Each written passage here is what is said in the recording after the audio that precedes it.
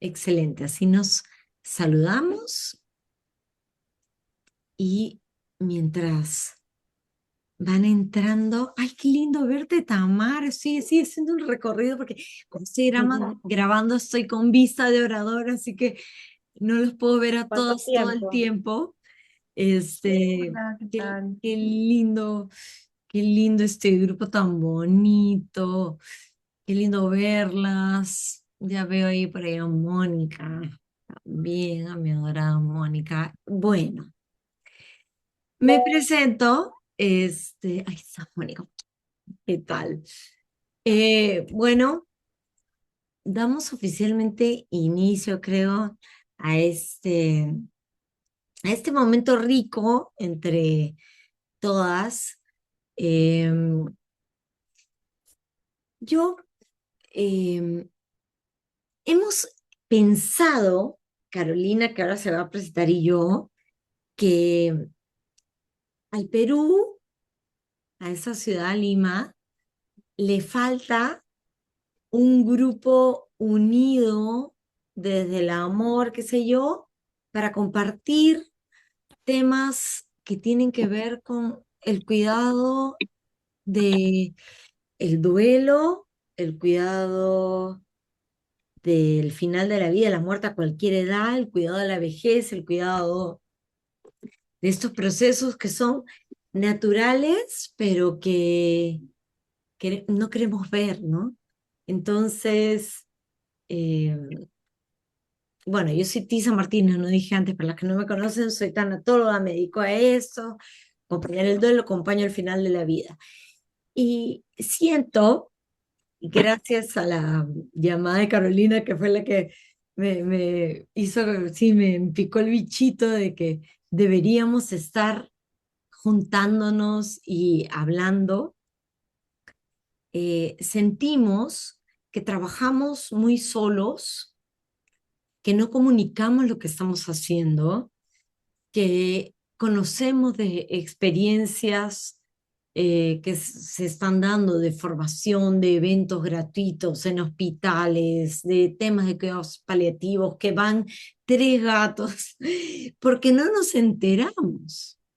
Entonces, por eso sentimos que sería bonito eh, crear esto que vamos creando. Ya les vamos a contar más, que tenemos algunas ideas, porque hoy la estrella de esto es Norma. Eh, Qué lindo que vayan escribiendo en el chat. eh, Qué bacán que estemos unidas. Qué lindo conocernos. Y te las dejo con Carolina para que Carolina se presente y ya empecemos con esa cosa tan bonita que nos reúne hoy. Hola con todos. ¿Me escuchan? Sí, perfecto. Qué bueno verlas. Soy Carolina Reategui, dula del final de la vida. Am, Terminé parte de mi formación en México y cuando llego a Lima, pues digo, ¿y ahora qué hago? ¿Cómo se hace? Qué soledad la mía. Y me hablaron sobre Mónica Pfeiffer, que ahí está, y la contacté y me dio un montón de datos. Y dentro de mi otra formación que hice en México, me llaman para acompañar a una persona. Me decía, no podía, estaba lejos y estaba en pleno seminario, en plena formación. Y le digo a Mónica, por favor, recomiéndame a alguien, ¿no? Y me pasa el dato de Tisa. Entonces me pongo en contacto con Tisa y dije, bueno, cuando llegue a Lima, la voy a llamar porque tenemos muchas cosas que hacer y ya no, y no y no quería seguir sintiendo esta soledad, ¿no? Este trabajo que podemos hacer tantas más cosas si estamos juntas. Dentro de estas formaciones conozco a Norma, a mi querida Norma, que está acá y que hace un trabajo maravilloso. La he visto en la práctica. He estado practicando con ella en el Hospital de Guadalajara, me abrió las puertas, la verdad, y me abrió y me dio la confianza para entrar a trabajar con sus pacientes, niños maravillosos.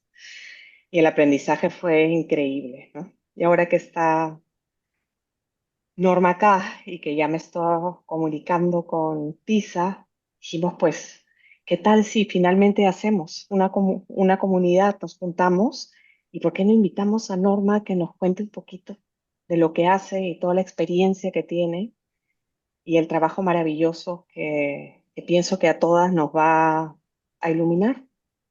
Así que mucho gusto y bienvenida, querida Norma.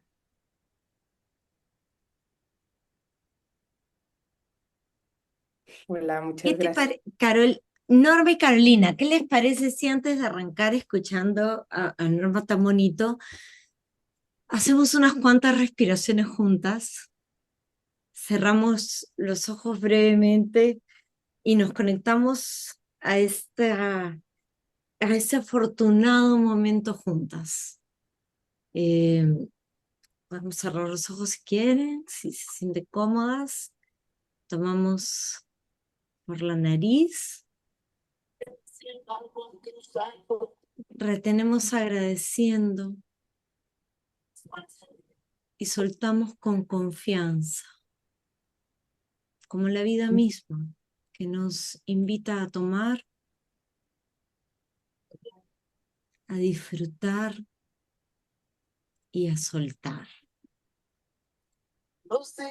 Y llegamos a este rato con la intención de conocer más de nosotras y de todas las posibilidades que se pueden abrir cuando un grupo de mujeres tan bonito como este se une.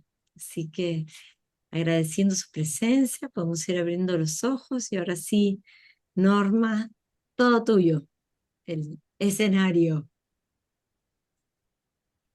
Bueno, gracias por la invitación, gracias Carolina, gracias Tisa y gracias Perú por recibirme siempre con Usted, ese... favoritas, las que quieres escuchar. Es Radio Disney Perú 94.3. WhatsApp 945-796-202. Creo que es el de Karina Sakihara. Ya, gracias, qué simpático. Bueno, entonces gracias por todo el folclore que hay, ¿no? Y hablando como era desde el principio, como era el título y todo, y bueno, al final, al principio era manejo del dolor total, pero ahí me ayudaron y era como mejor experiencias, ¿no? Y hacer como una charla café.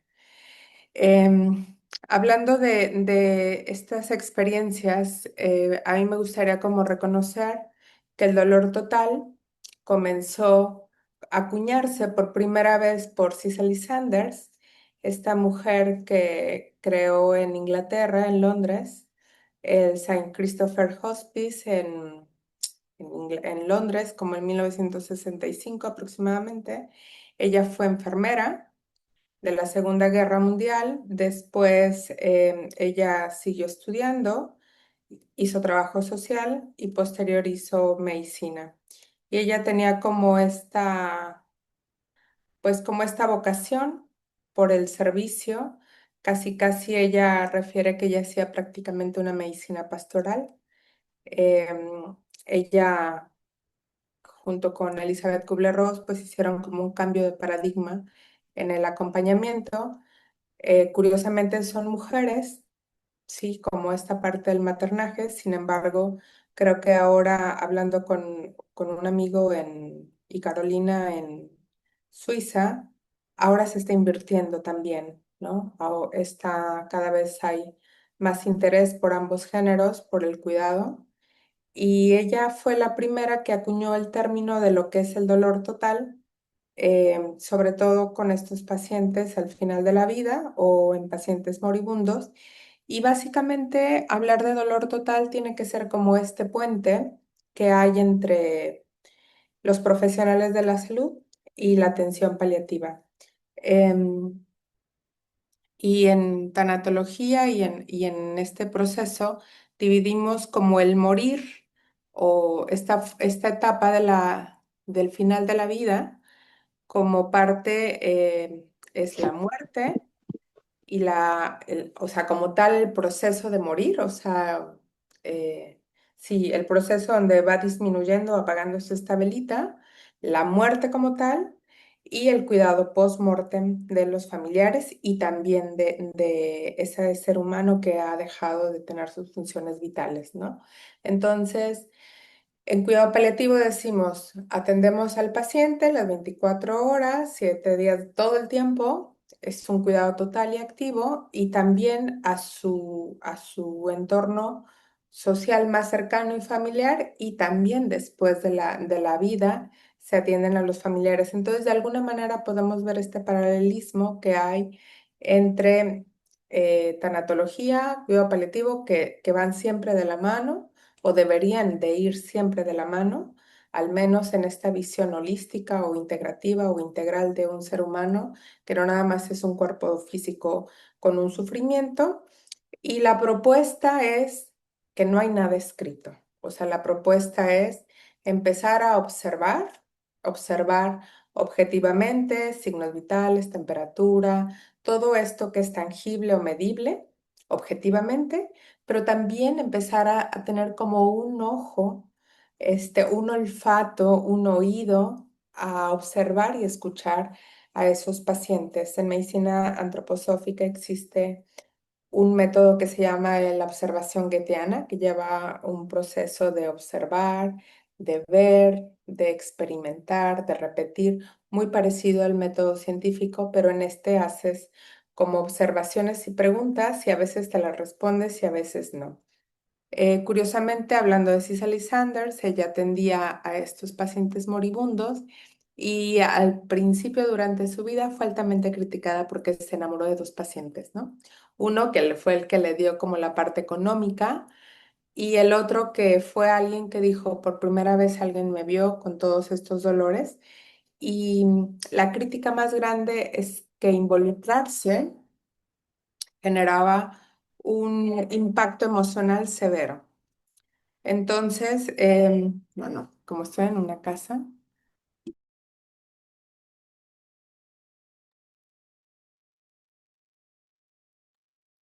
Pero tranquila que no se escuchó nada más, ¿ah? Te estábamos escuchando bien, ¿ah? No te preocupes. Ahí. gracias. Entonces, en este sentido de Cicely Sanders, que empezó a darse cuenta que el impacto emocional además de que tú te puedes involucrar con tus pacientes, pues también hay un impacto emocional cuando no te involucras, ¿no? Porque te vas llenando o te vas haciendo como esta coraza y a la vez todos sabemos el impacto emocional de estar con personas que están sufriendo. Sabemos que una lágrima, si hacemos como el conteo, de cortisol, por ejemplo, o de oxitocina o de dopamina es muy diferente por la causa que yo haya llorado, ¿no? Si lloro de rabia, si lloro de tristeza, pues es más hacia hormonas de estrés, si lloro de felicidad, ¿no? Más hacia la oxitocina y cuando es de euforia, más hacia la dopamina, ¿no? Entonces, todas estas sustancias, claro que nosotros nos impactan, porque también nosotros las percibimos. Y entonces toda esta situación, cuando yo pongo como esta barrera de que no me toquen, puedo generar un agotamiento, un aplanamiento, luego me voy desensibilizando, despersonalizando y bueno, puedo llegar a tener un síndrome de burnout, por ejemplo, ¿no? Entonces es importante como empezar a cuestionarnos qué tanto yo me involucro con mis pacientes, qué tanto lo veo solo como que yo estoy brindando un servicio, pero este servicio no impacta en mi vida. Creo que ningún ser humano que se encuentra contigo o que logras tener una mirada de una persona o de un yo a otro yo, es tocado por nada, ¿no? Cuando ves a los ojos, te das cuenta que hay una similitud, una similitud. Ya. Entonces, ahora que que Cicely Sanders abre como este término de dolor total y que dice es ese dolor físico que además va a tener un impacto o va a ser un dolor emocional, espiritual y social. Y ahí empieza a abrir como toda esta gama de estudios sobre estas prácticas que se empiezan a desarrollar y hoy las conocemos como terapia de la dignidad y la medicina narrativa. Si no lo habían antes acuñado en sus definiciones, la terapia de la dignidad fue hecha como una terapia psicológica que lleva de la mano tener un sentido o una resignificación del proceso de sufrir.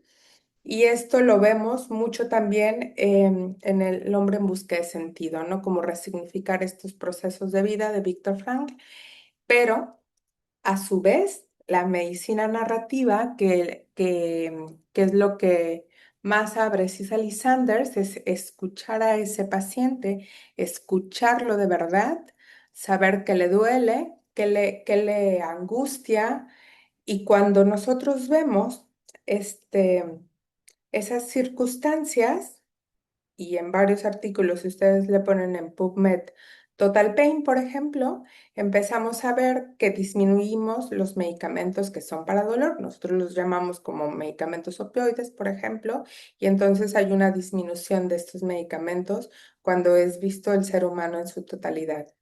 Y nos damos cuenta que el dolor total va más allá de solamente escuchar. También podemos tener esta capacidad de ayudarles a ordenar sus situaciones y darnos cuenta que los seres humanos, ya lo dice Rudolf Steiner, ya lo dice incluso Elizabeth Kubler-Ross, que de 6 a 9 meses antes nosotros sabemos que en nuestro inconsciente o en nuestro corazón que algo nos va a pasar, ¿no? Que nos vamos a ir, o si ustedes cuando hacen sus consultas posterior a la vida de ese ser humano, nos damos cuenta que empezó a arreglar cosas, que empezó a decir cosas nuevas, una frase, que le dedicó una canción.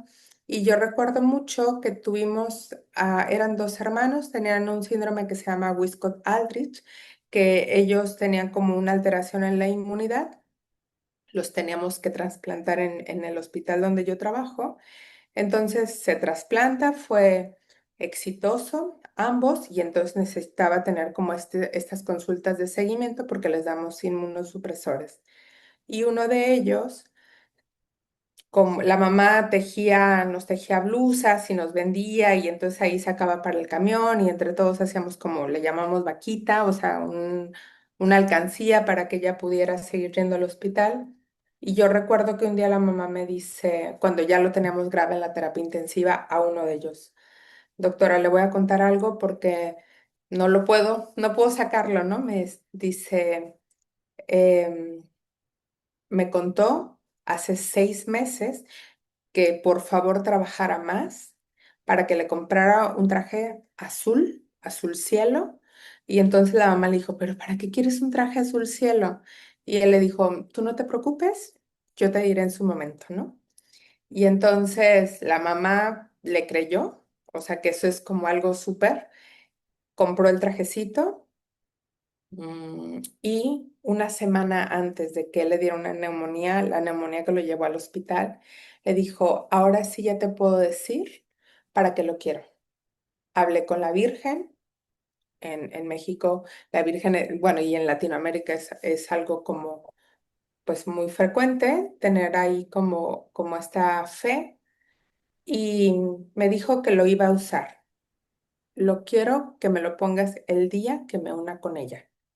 Y la mamá así como, no estés diciendo tonterías, claro que no, vamos a hacer la primera comunión y ahí lo vas a usar. Y él le dijo, no, mamá, ya casi me voy, ¿no? Entonces eso fue como un fin de semana, al siguiente fin lo ingresamos, tuvo una neumonía y como a los 3 días fallece, ¿no? Entonces me dijo la mamá, ahora entiendo para qué lo quería, pero ¿por qué con tantos meses de antelación hacía esta petición? Yo en ese entonces ni siquiera, o sea, ni siquiera sabía que alguien podría sentirlo, si acaso, ¿no? Em, Conforme he ido como teniendo un poco más de años en este proceso de estar en esta, pues no sé, función o servicio, pues te das cuenta que cada vez más los niños, en el caso en el que yo estoy, preparan a sus padres, ¿no? O unos días antes le cantan una canción que los va a dejar como impactados con tanto amor, o les dejan una carta. O por ejemplo, niños que no se van si no arreglan sus pendientes, ¿no? Yo recuerdo la primera vez que yo regreso del servicio social de pediatría y a mí ahí fue cuando yo me decidí a hacer algo de cuidado paliativo. Y yo llego a urgencias, ya éramos pues R3 como el último año de ser la residencia de pediatría, y había un niño de oncología y yo acababa de rotar por oncología, entonces me paso y el papá, que además era un papá que tenía muchísima negación a que el proceso de su hija era para una progresión de la enfermedad y fallecimiento, entonces él, mm, ella ya estaba inconsciente con su mascarilla de oxígeno. Lo único que tenía claro el papá era que no quería que se intubara. Entonces, pero obviamente le dijo, pero no te doy permiso de ir. O sea, no tienes el permiso, quiero que te quedes, vamos a luchar juntos y vamos así. Y yo tenía menos edad, obviamente. Le dije, bueno, ¿y usted que no la estás viendo? O sea, que no la ve. Está cara de dolor, está pálida, ya no despierta, ya no come. Ella era una niña alegre. Y bueno, no recuerdo qué más le dije. Y entonces se me queda viendo y me dice, es que tú no eres madre, no sabes lo que se siente. Y tenía razón, no sé lo que se siente. Pero seguro algo de las frases con las que utilicé, y se agarró llorando el papá y me dijo, pero sí soy muy egoísta y no la estoy viendo a ella. Todo esto en la cama, delante de esta chica. Y recuerdo que yo todavía, pues, con esta mirada de a ver qué pasa, el papá habla con ella, le dice, discúlpame, te quiero, has hecho todo, em, voy a hacer esto, esto y esto si tú un día no estás, pero a partir de ahora eres libre para hacer lo que tú quieras y yo voy a estar bien. Y entonces yo volteé a ver el monitor y fue mágico que al terminar la frase hubo una línea isoeléctrica, dio su última respiración y fue cuando yo empecé a observar que había más cosas en este proceso de morir, que hay una conciencia más allá de, de un pronóstico médico, porque en realidad podría decir, no estaba bradicárdica, no estaba núrica, o sea, no tenía todos los criterios de agonía, sí estaba en una fase con probablemente una insuficiencia cardíaca, nada más, pero no, en mi cabeza todavía no entraba este concepto de que estaba en una fase premortem, o sea, sí, que iba a durar un tiempo. Y fue la primera vez que empecé a observar que las palabras de los padres, cuando lo hacen desde este amor de libertad y de respetar el libre albedrío de los niños, en este caso, algo sucede, ¿no? Como que uno dice, "Uf, me puede expandir y ya, ya cumplía lo que venía, ¿no?" Em, Eso empezó como a empezar a interpretar esto que habla Cicely Sanders sobre el dolor total, que no es este requerimiento de opioide, que no es esta pastilla, que es esta escucha activa. Y dentro de la escucha activa, pues también está el silencio activo, ¿no? De repente nos cuesta mucho trabajo quedarnos callados, escuchar con los ojos, oír incluso con el tacto, ¿sí? O sea, estoy mezclando todas las sensaciones y sentimientos con todos los sentidos, porque ¿qué pasa con aquellas personas que son muy sensibles y no tienen la vista, ¿no? No tienen la visión? ¿Cómo alcanzan a percibir que el tono de voz, que la forma de respirar, que la temperatura de nuestro cuerpo está con miedo, que está con enojo, que está algo pendiente? Entonces, la invitación es a respirar profundo antes de ver a un paciente y poder decir qué me va a traer nuevo. Y tener esta capacidad de asombro de poder quitar el prejuicio y el paradigma de cuál es la mejor forma de trascender o de morir. E incluso cuando nosotros vemos que hay papás que tienen tanto miedo de que sus hijos fallezcan en su casa y que a lo mejor en el concepto que hemos estado como vendiendo o utilizando o creyendo que el mejor lugar para morir es en casa.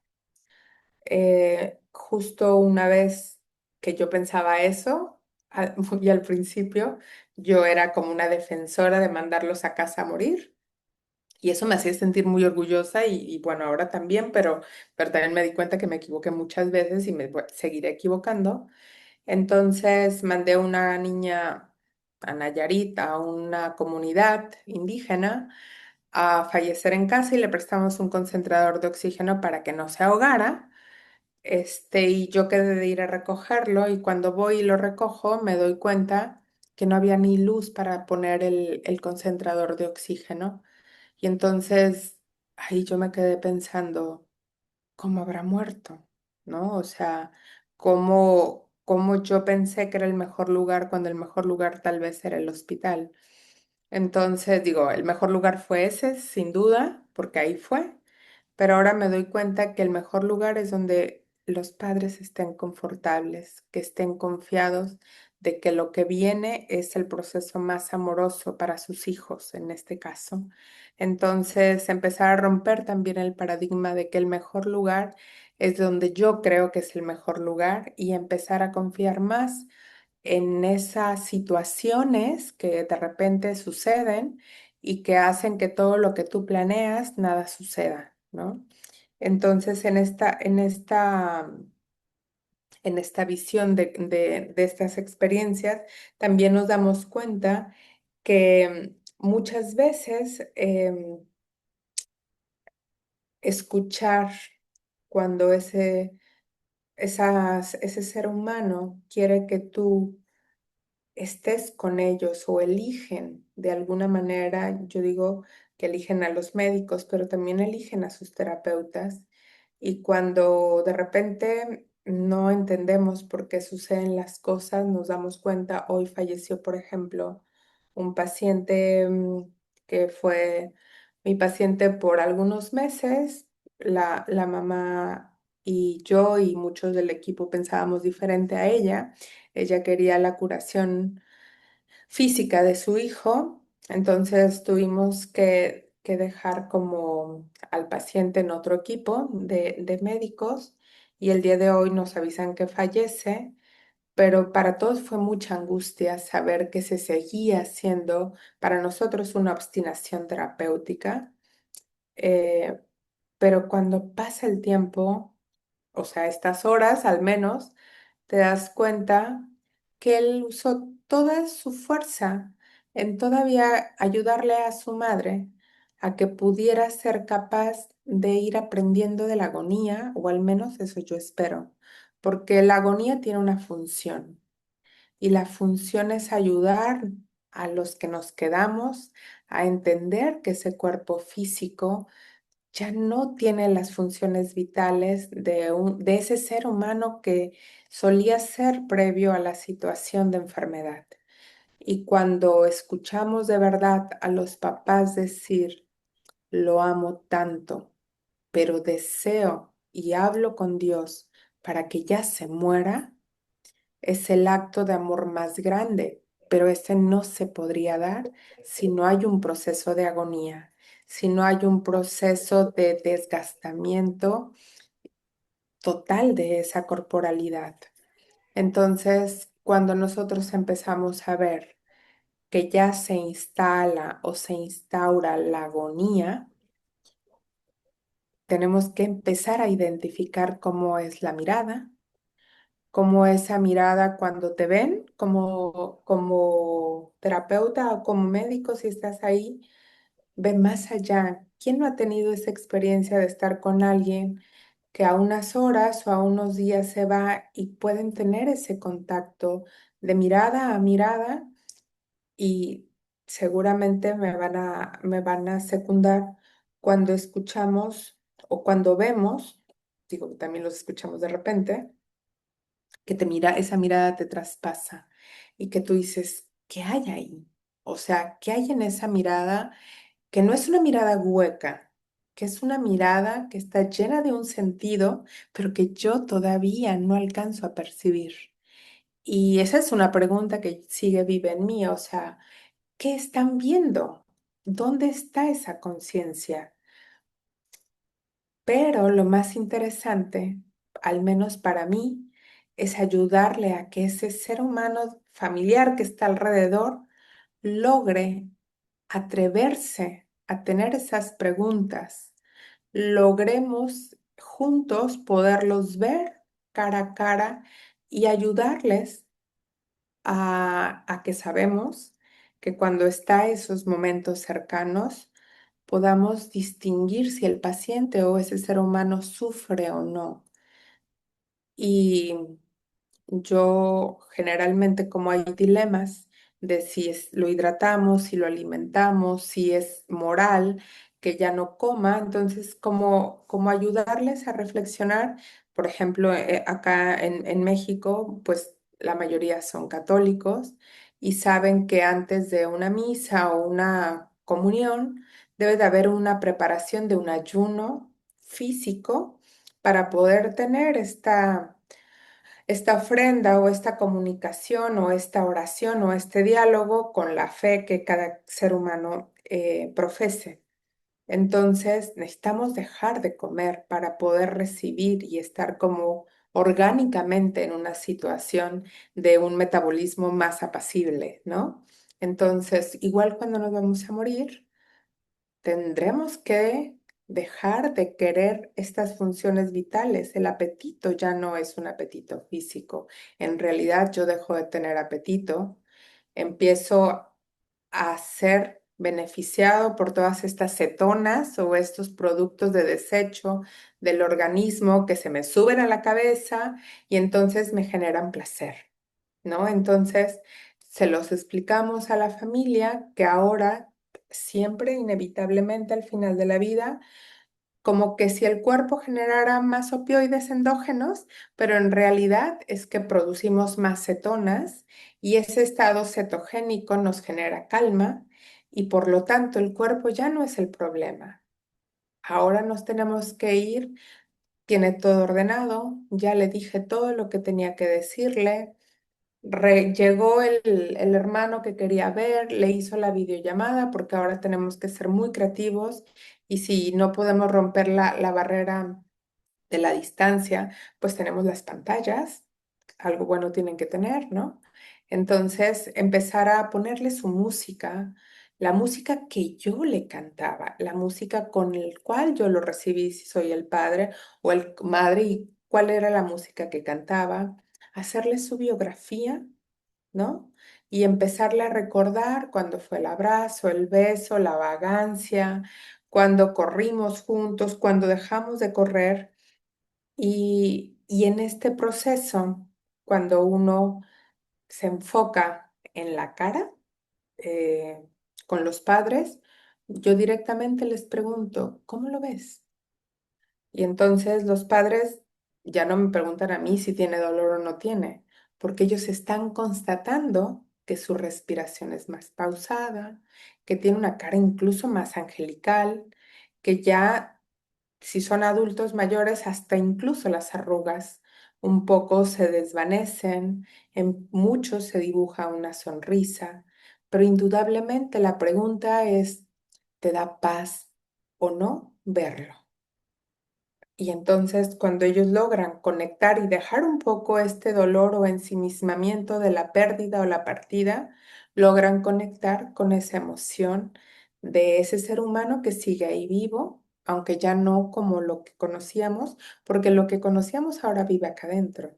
Ahora ya vive en nuestros corazones, incluso como personal de salud, puedo recordarle las vivencias, algo que siempre empecé a hacer, bueno, desde hace unos años, es también yo despedirme, es también yo hablarle al oído si hay como esta parte que ya es muy, muy al final, porque al agudizarse los sentidos, eso creo yo, me imagino, que si yo hablo fuerte, va a decir, ya cállate, me cercenas el oído, ¿no? Porque todos sus oídos y sus sentidos, pues se magnifican. Entonces es tener esta voz calmada, en pausa, incluso más baja, poner la música, un olor, una flor, si les gusta, aceites esenciales que de repente están de moda, y ayudarnos a nosotros, los que nos quedamos, a decir, yo también tengo miedo, pero sé que al lugar que vas, yo recuerdo, le contaba a Carolina que una chica tenía 17 años, pero fue mi paciente desde los 15. Le diagnosticaron leucemia linfoblástica aguda, entró en remisión, conoce a un chico súper guapo, se enamora, se embaraza y regresa a la enfermedad. Cuando regresa a la enfermedad, ella dijo, no quiero quimioterapia, quiero tener a mi bebé. Tiene al bebé, después le damos quimioterapia. La niña crece y ya habíamos pasado 3 años y ella pues seguía con la enfermedad activa, protocolos y protocolos y protocolos, hasta que ella me dice, ¿sabes qué? Mi mayor miedo, ya me quiero morir, pero no puedo por mi hija, ¿no? Em, Fuimos al DIF, que es la estancia que hay en México pues, para esta situación infantil, no había nada que hacer. Fuimos al Instituto de la Mujer porque ella no quería que se quedara con el papá, porque era joven, guapo y se iba a conseguir a alguien y la mamá y etcétera, ¿no? Entonces llega un día a urgencias, súper grave,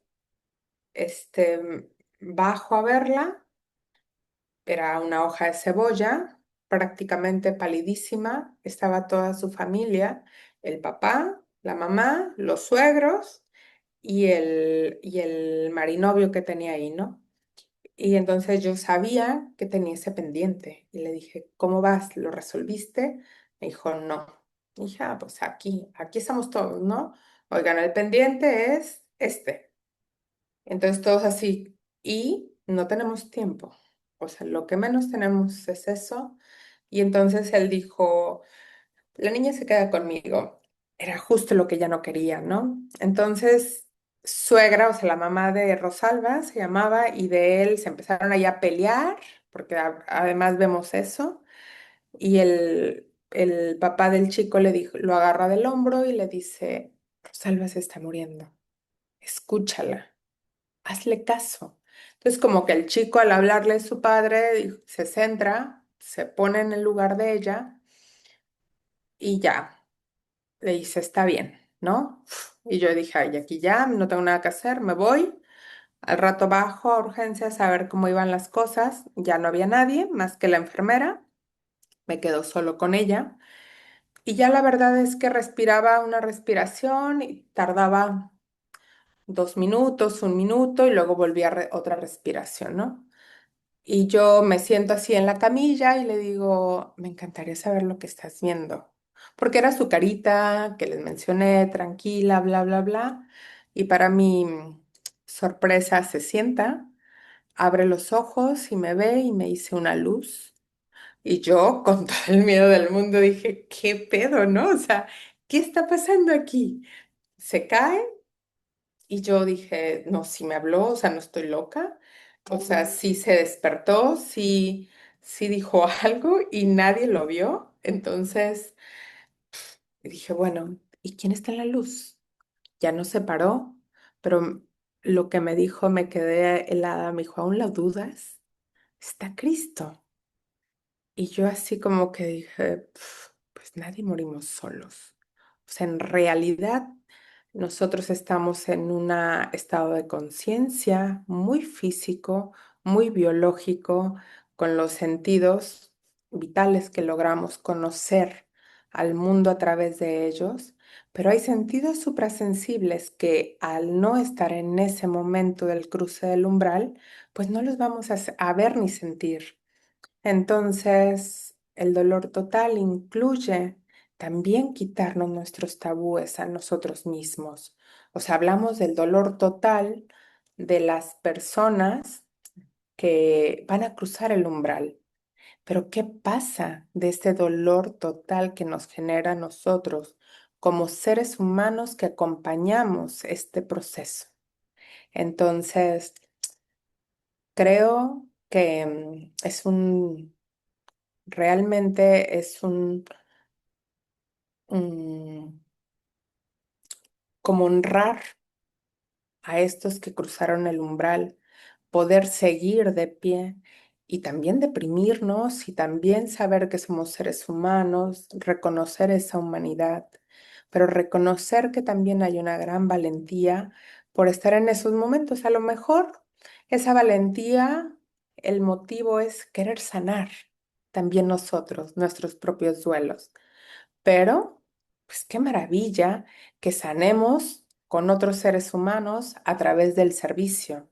Lo único que nos sana muchas veces es el agradecimiento, ¿no? Cuando tenemos estas culpas para poder ofrecer o para poder que nos brinden un perdón, primero tiene que haber un agradecimiento, ¿no? Y entonces este es como un agradecimiento a todos los que se han ido, pero a todos los que se irán y a nosotros mismos que nos tocará irnos, ¿no? Y esperemos que haya alguien cercano que nos toque y que pueda decir, te escucho, ¿qué necesitas? ¿Qué te falta? Hoy es un gran día para morir y que hoy diga, sí, sí lo es, aunque tenga un dolor físico, ¿no? Entonces, parte de esta charla que me pidieron tiene que ver cómo estoy yo como terapeuta, como ser humano, ante el dolor del otro y ante mi propio dolor, porque finalmente terminan siendo espejos, ¿no? Espejos de lo que nosotros vamos a tener y cuando nos concentramos en este momento al final de la vida, em, nos damos cuenta que sanamos como cebollas, una capita, luego otra, y que un paciente o un ser humano nos regala una experiencia y que en 5 años esa experiencia me va a hacer que tome una decisión. Entonces, esto de crear un tejido no es otra cosa de seres humanos ayudando a otros seres humanos a que el mundo sea mejor. Realmente creo que estamos ante un movimiento social importante de guerras, de cambios, pero esto es lo que cuenta, cómo nos acompañamos y cómo logramos hacer una gran comunidad. Entonces, les voy a leer este pedacito para terminar. Cuando de noche contemples el cielo, te parecerá que todas las estrellas ríen, porque yo vivo en una de ellas, porque desde una de ellas sonrío. Y cuando te hayas consolado, te alegrará haberme conocido. Antoine de Saint-Exupéry, El Principito. Entonces, yo agradezco que podamos contemplar estas estrellas fugaces que solo nos dejan el brillo en nuestro corazón muchas veces lo olvidamos, pero siempre son fugaces como nosotros mismos. Muchas gracias.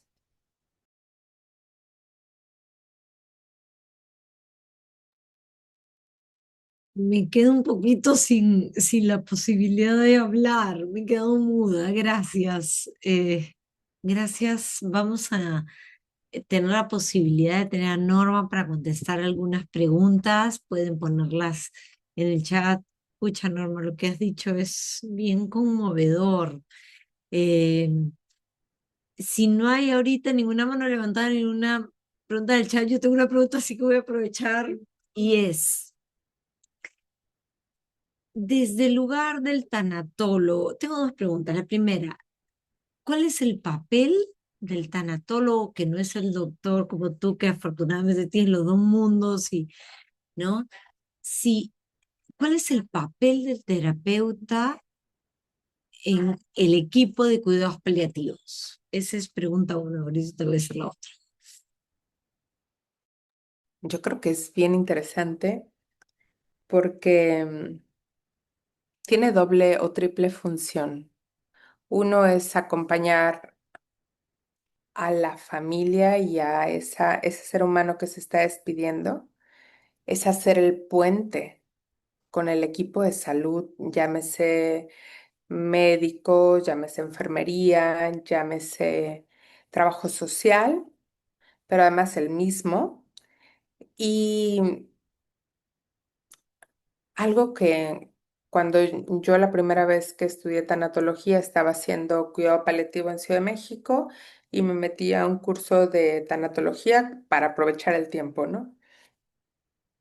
Y yo me enojaba constantemente porque decía, esto no, esto no, esto no, pero en mi visión médica, ¿no? De soltar, ayudar, hacer. Pero después me di cuenta que los rituales son para el alma. Los rituales o sea, en toda la humanidad han hecho que podamos entender lo que no entendemos, pero con el alma, ¿sí? Y entonces el tanatólogo hace rituales, ¿no? El tanatólogo no va tanto para la conciencia, esta conciencia intelectual, va más para el alma. Entonces, creo que lo que le toca al tanatólogo es tener como esta certeza de tener como o respetar este libre albedrío de los pacientes, porque muchas veces no quieren hablar de la muerte, no quieren hablar del proceso, y entonces el tanatólogo le tocará, si quiere y le gusta, solo ir a leerle un libro.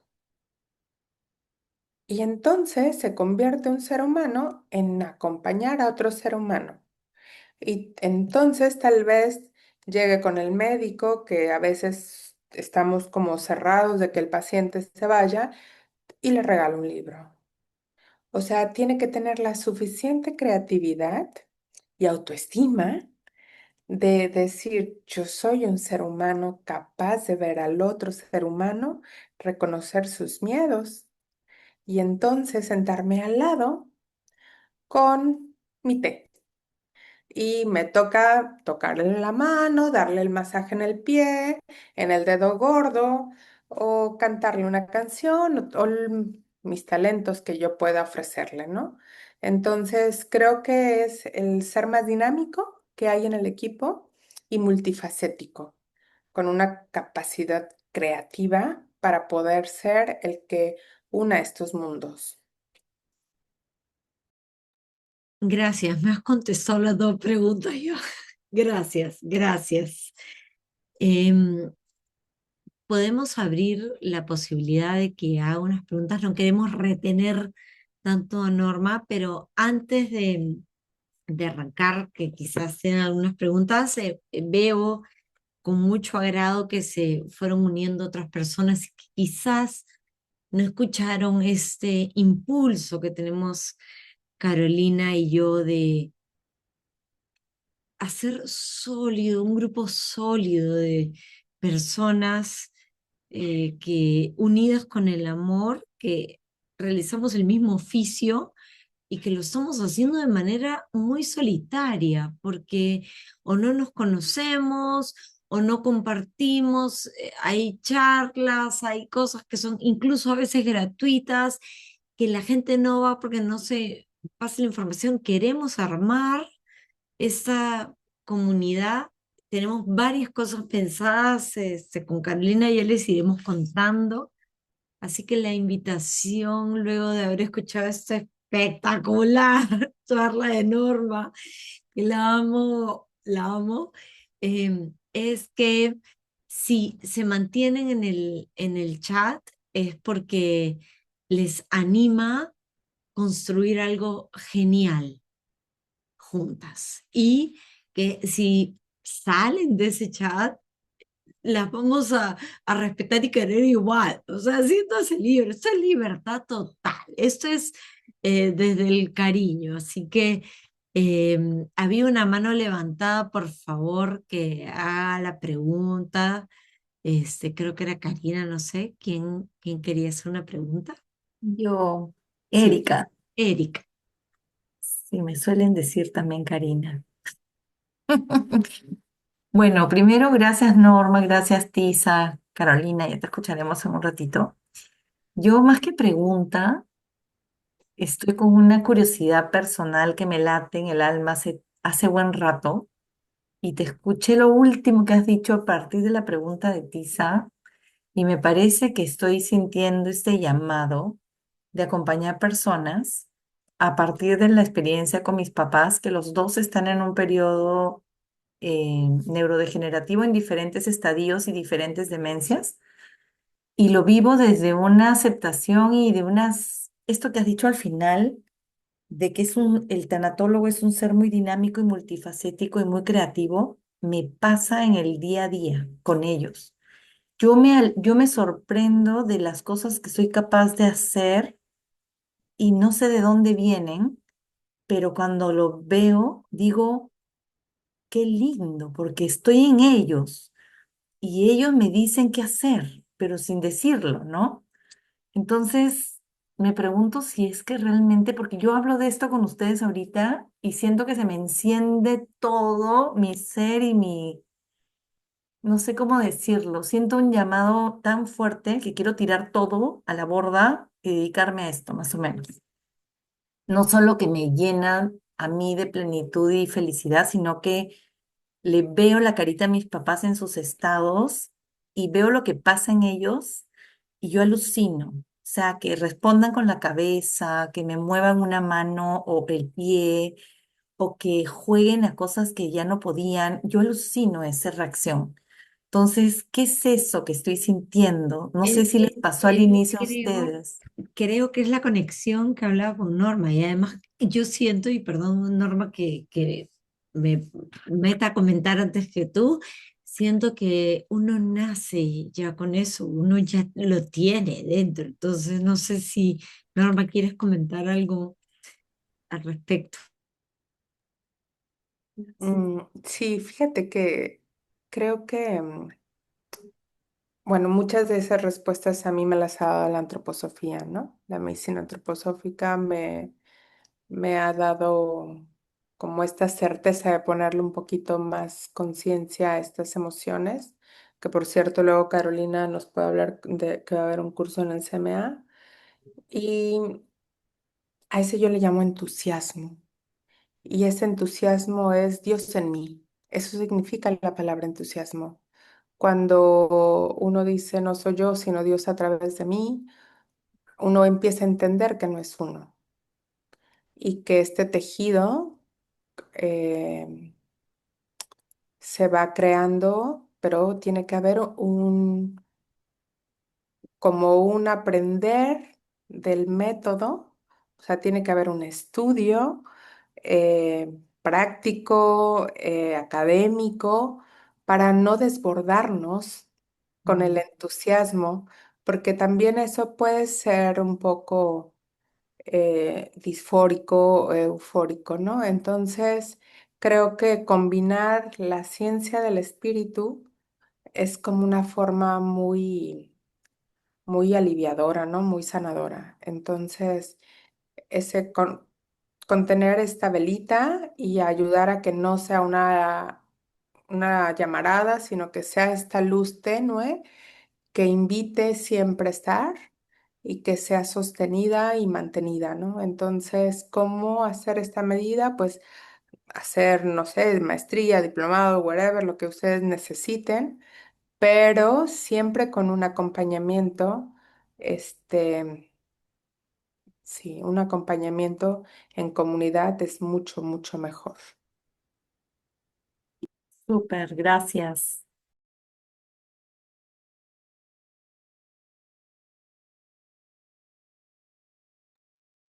Carolina, ¿nos quieres contar lo que se viene? ¿Estás por Sí, ahí? claro, claro, cómo no. La próxima semana llega otro personaje interesantísimo, importante. Bueno, está dentro de la comunidad antroposófica que menciona Norma, y es la señora Antonia Olavarría. Es una enfermera antroposófica y nos va a hablar del home care. el cuidado en casa, importantísimo.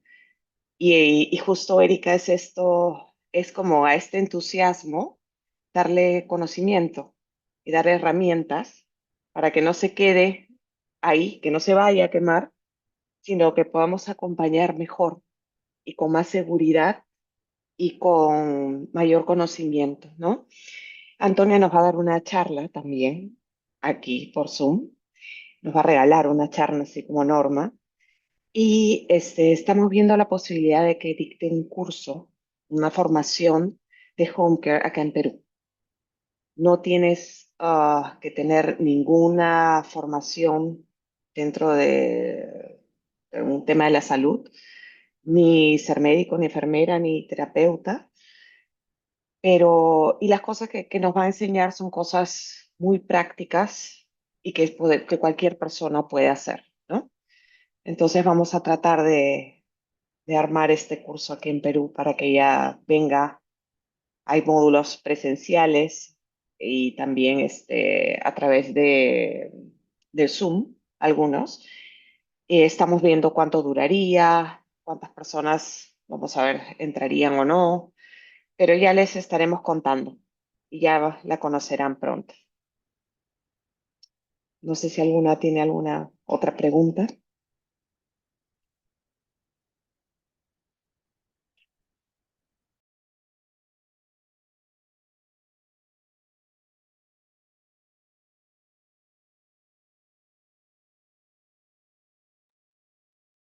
Bueno, lo de la siguiente charla es el lunes, ¿no? Lunes a las 8 de la noche, ¿Ah, ya tiene fecha? ¿no? Carolina, ¿sí o no? Carolina, no te escucho. Creo que sí, no tengo mi agenda, lo vamos a poner en el chat. Pero lo vamos a Ese- poner en el chat. El tema el es, lunes a las 8 era. Sí, sí, sí, sí, creo que sí, lo vamos a poner. lo vamos a poner. Lo que les decíamos era que eh, queremos hacer varias cosas.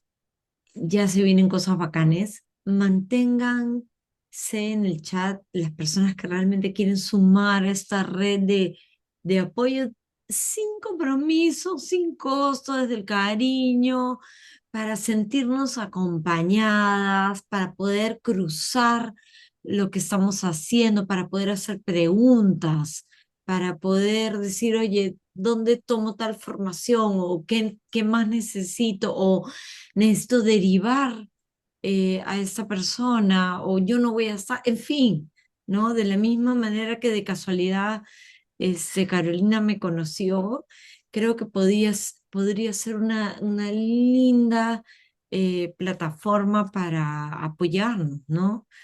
Eh, no sé si quieres decir algo más, Carolina, antes de terminar el día de hoy.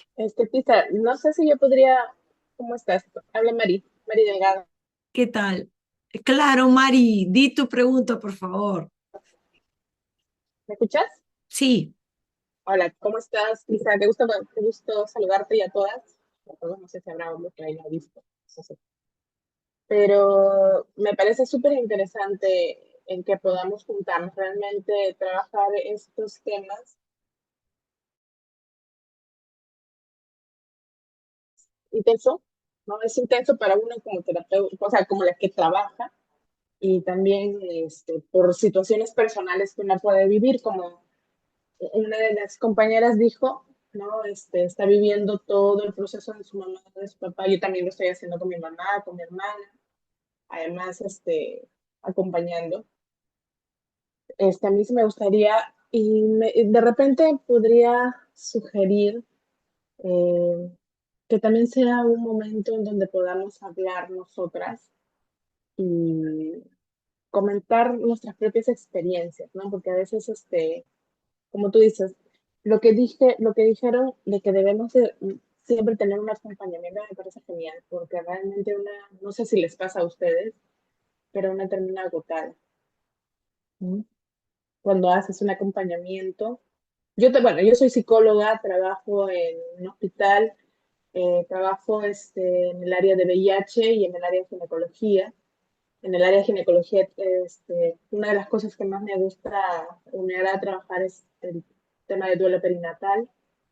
Ahí he podido ver y ver muchas, o sea, lo que más me ha llamado la atención de todos estos años de experiencia es cómo los bebés que no nacen se comunican con sus mamás a través de los sueños. ¿Sí? Entonces, las mamás generalmente sueñan a sus bebés. Y los bebés les dan, o sea, les dan antes de partir una forma para que las mamás puedan pasar por todo este proceso. Lo he visto en el 99% de mujeres, más cuando el bebé es deseado, ¿no? Eh, y que sabían que estaban embarazadas. En algunas oportunidades no, pero es muy interesante, muy interesante el tema. Pero el acompañamiento es todo un proceso, genera, o que necesitamos ponernos no solo el 100, sino el 200, 250%. Y tenemos de repente a veces muchas personas, muchos pacientes y además las situaciones personales. Sí sería interesante de repente poder conversar, ver algunos casos, ver De hecho, situaciones personales, ¿no? Mari, gracias por lo que nos estás diciendo. Espero que hayas hecho tu GAM y hablaremos. Em, de hecho, ahorita estamos con los highlights de tener afortunadamente a Norma y luego vamos a tener a Antonia, pero parte de la iniciativa de crear esa comunidad es tener quizás una reunión con una periodicidad de una vez al mes o cada 3 semanas por Zoom, las que puedan, para conversar como un debriefing, ¿no? De en qué andamos, nuestros casos, cómo sumar. O sea que sí hemos contemplado eso, Mari, gracias por sugerirlo también. Tu experiencia va a ser valiosísima en la comunidad. Así que gracias. Mónica. Sí, bueno, yo quiero agradecer, me siento tan feliz de ver acá tanta gente linda. Esta comunidad en verdad es un sueño. Te agradezco, Caro, por juntarte con Tisa. Qué lindo fue conectarlas y de verdad es algo que las conexiones en todo. Acá también está Claudia y Fiorella de Diálogos de Vida y Muerte. Ellas tienen un Dev Café.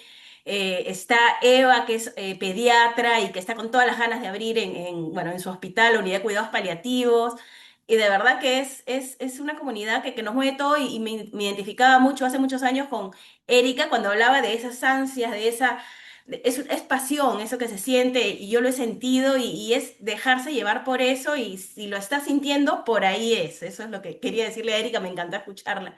Gracias, Tisa, te agradezco Gracias. por crear este espacio.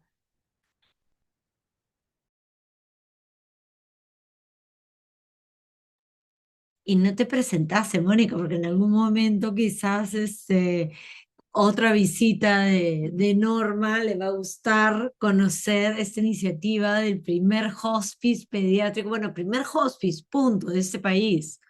Este, y que además es pediátrico, porque no tenemos esto, ¿no? Entonces, gracias, Mónica, por haber participado y estar acá. Carolina, tenías una pregunta. Vamos a ir, eh, vayamos con las preguntas así súper al grano, porque no queremos retener muchísimo más a Norma. Así que, Carolina, por favor. No, no tengo preguntas, Bue- solo quería decirle a Ah, ya, Mónica ya. Pensé, que sí pensé que sería era otra interesante. Carolina porque veía, no, Ah, está Carolina Polar, Carolina Polar. Carolina Polar Sí, con la Carolina mano Pola. levantada. Ah, ya, ok, dale, Buenas, dale, dale, pensé que era yo. buenas, Ya. buenas noches, hola Tisa. Discúlpeme que no puedo tener la cámara ahorita, pues estoy en un tratamiento. Esto, Norma, me gustaría preguntarte qué opinas del acompañamiento, ¿no? Con animales para cuidados paliativos, ¿no?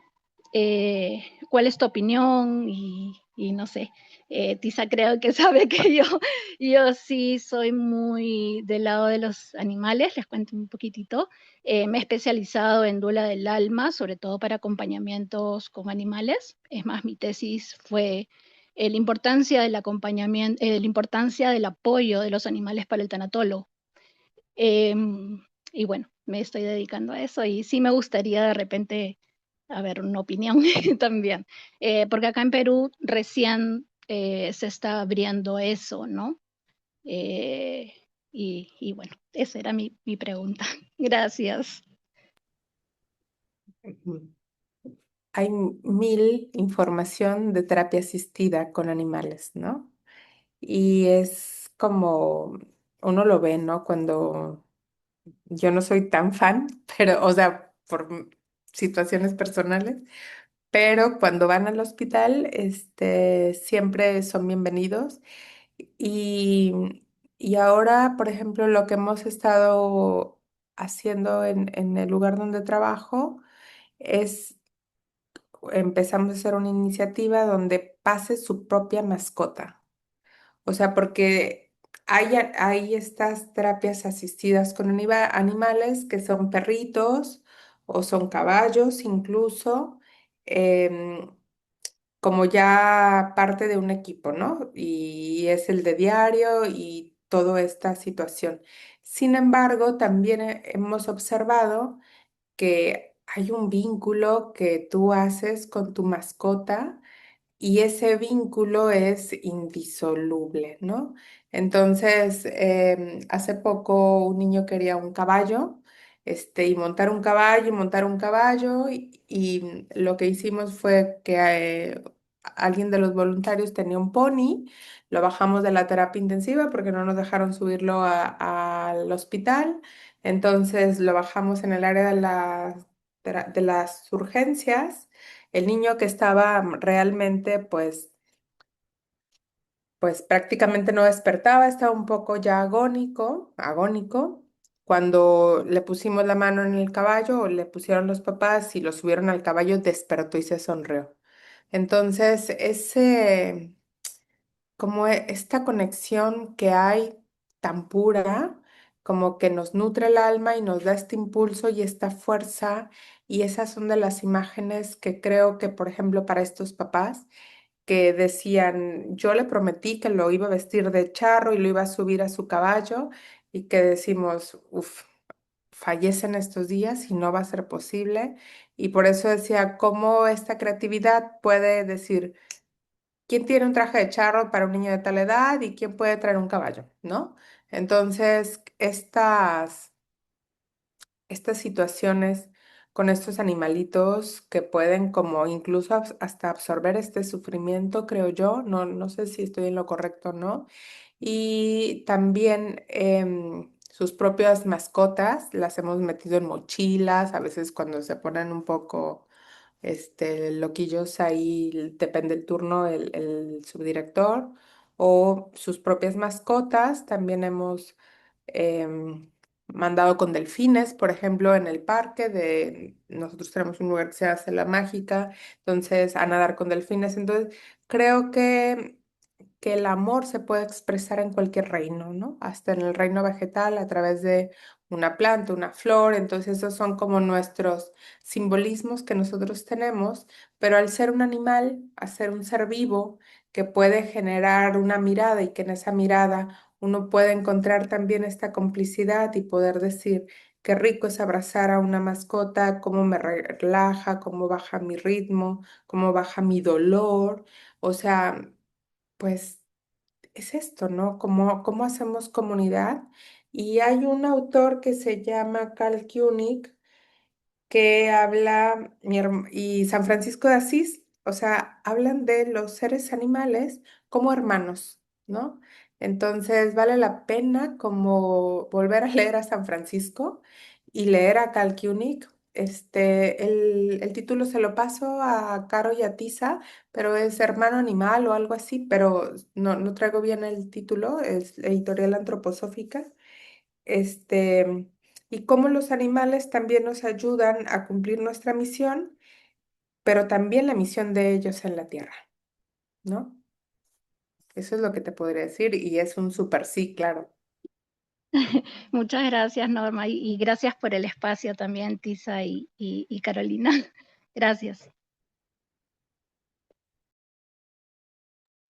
Bueno, creo que ya nos podemos ir a dormir tranquilas. Qué delicia haber dado este primer paso a este grupo tan bonito, acompañadas, Caro, con Norma, que nos ha, pucha, honrado con lo que ha dicho y volado la cabeza también y emocionado y conmovido y bueno, de mi lado, muchísimas gracias a todas. Es un súper récord. Estoy abriendo para que se graben también todos los que somos.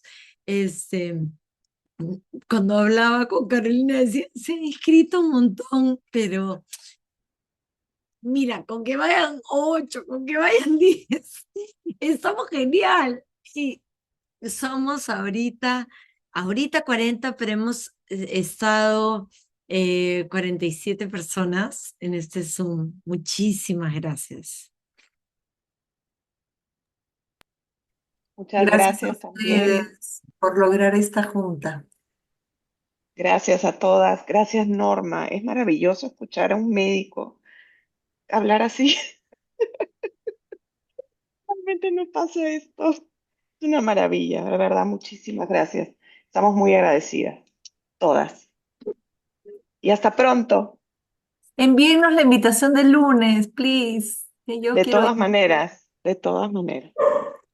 Gracias, chao, Eso. chao. Gracias. Gracias. Gracias, Gracias. chao. Chao, chao. Gracias. Gracias. Un abrazo a Hasta cada luego. uno. Gracias, gracias.